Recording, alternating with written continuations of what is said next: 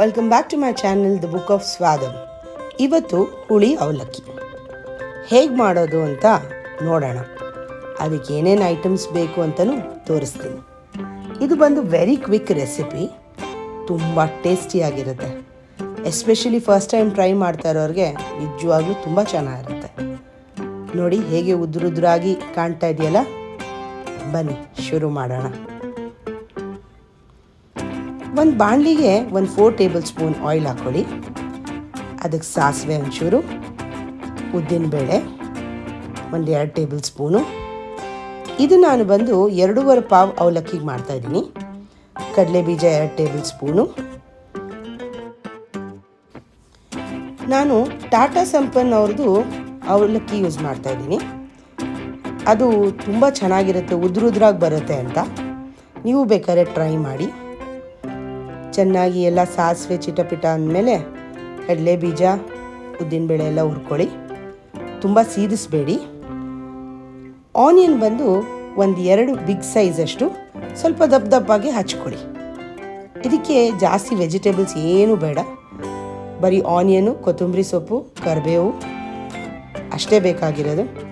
ಕರಿಬೇವಿನ ಸೊಪ್ಪು ಸ್ವಲ್ಪ ಜಾಸ್ತಿ ಇರಬೇಕು, 3-4 ಸ್ಟ್ರಿಂಗ್ ಹಾಕ್ಕೊಳ್ಳಿ. ಚೆನ್ನಾಗಿ ಈ ಥರ ಫ್ರೈ ಮಾಡ್ಕೊಳ್ಳಿ. ಇದಕ್ಕೆ 1/4 ಟೇಬಲ್ ಸ್ಪೂನಷ್ಟು ಅರಿಶಿನ. ನಾನು ಜಾಸ್ತಿ ಮಾಡ್ತಾ ಇರೋದ್ರಿಂದ ಎಲ್ಲ ಜಾಸ್ತಿ ಹಾಕಿದ್ದೀನಿ. ಕಮ್ಮಿ ಮಾಡೋರಿದ್ರೆ ಕಮ್ಮಿ ಹಾಕ್ಕೊಳ್ಳಿ. ಹುಣಸೆಹಣ್ಣು ನೀರದು, ಹುಣಸೆಹಣ್ಣು 15 ಮಿನಿಟ್ಸ್ ನೆನೆಸ್ಕೊಂಡು ಅದರ ನೀರನ್ನ ಇದಕ್ಕೆ ಮಿಕ್ಸ್ ಮಾಡ್ಕೊಳ್ಳಿ. ಬೆಲ್ಲದ ಪೌಡರ್ ಬಂದು 1.5 ಟೇಬಲ್ ಸ್ಪೂನ್ ಹಾಕಿದ್ದೀನಿ, ಅಥವಾ ಡೈರೆಕ್ಟ್ ಬೆಲ್ಲ ಇದ್ರೂ ಹಾಕ್ಬೋದು, ನಿಮ್ಮ ಸ್ವೀಟ್ನೆಸ್ ತಕ್ಕನಂಗೆ. ಸಾಲ್ಟು ನೋಡಿ ಬಾಯ್ಲ್ ಆಗ್ತಾ ಇದೆ.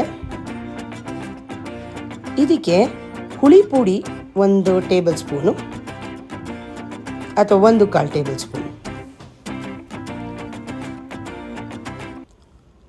ಮೆಣಸಿನ ಪುಡಿ ಬಂದು 1 table spoon. Chilli powder 3/4 table spoon ಹಾಕ್ಕೊಳ್ಳಿ. ನೋಡಿ ಚೆನ್ನಾಗಿ ಬಾಯ್ಲ್ ಆಗ್ತಾ ಇದೆ. ಸ್ವಲ್ಪ ತಿಕ್ ಕನ್ಸಿಸ್ಟೆನ್ಸಿಗೆ ಬರಬೇಕು, ವಾಟರ್ ಆಗಿರಬಾರ್ದು.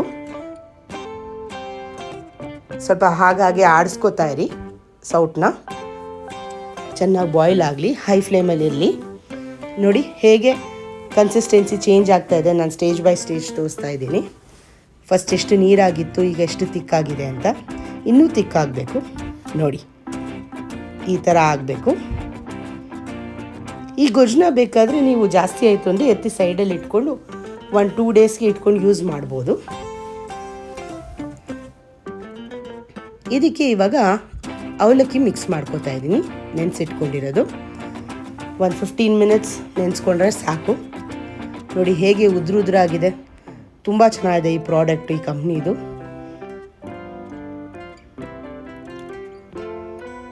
ಈಗ ಒಂದು ಕಡೆಯಿಂದ ಕ್ಲೀನಾಗಿ ಮಿಕ್ಸ್ ಮಾಡ್ಕೊಳ್ಳೋಣ.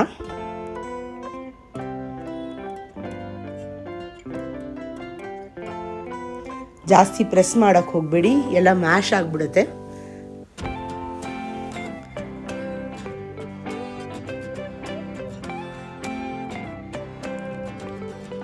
ಈಗ ಕಂಪ್ಲೀಟ್ ಮಿಕ್ಸ್ ಮಾಡಿದ್ಮೇಲೆ ನಾನು ತೋರಿಸ್ತಾ ಇದ್ದೀನಿ. ಈ ಥರ ಬರುತ್ತೆ.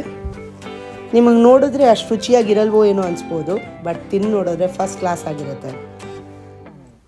ಚೆನ್ನಾಗಿ ಮಿಕ್ಸ್ ಮಾಡಿದ್ಮೇಲೆ ಉರಿ ಕಮ್ಮಿ ಇಟ್ಟು 5 ನಿಮಿಷ ಹಾಗೇ ಕ್ಲೋಸ್ ಮಾಡಿ ಹಬೇಲಿ ಬಿಸಿ ಆಗಲಿ. ಹಚ್ಚಿರೋ ಕೊತ್ತಂಬರಿ ಸೊಪ್ಪು ಹಾಕೊಳ್ಳೋಣ. ಅದಾದಮೇಲೆ ಕೊತ್ತಂಬರಿ ಸೊಪ್ಪು ಇಷ್ಟ ಇರೋರು ಹಾಗೆ ಮೇಲೆ ಹಾಕೋಬೋದು, ಇಷ್ಟ ಇಲ್ಲದೆ ಇರೋರು ಗೊಜ್ಜಿಗೆ ಡೈರೆಕ್ಟಾಗಿ ಹಾಕಿ ಸ್ವಲ್ಪ ಫ್ರೈ ಮಾಡ್ಕೋಬೋದು.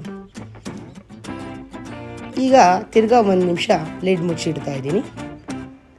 ಅದಾದಮೇಲೆ ಪ್ಲೇಟಿಗೆ ಸರ್ವ್ ಮಾಡ್ಕೊಳ್ಳೋಣ. ಇದು ಚಟ್ನಿ ಜೊತೆನೂ ಚೆನ್ನಾಗಿರುತ್ತೆ, ಚಟ್ನಿ ಇಲ್ಲ ಅಂದರೂ ಚೆನ್ನಾಗಿರುತ್ತೆ. 10 ಮಿನಿಟ್ಸ್ ರೆಸಿಪಿ ಅಷ್ಟೇ ಇದು.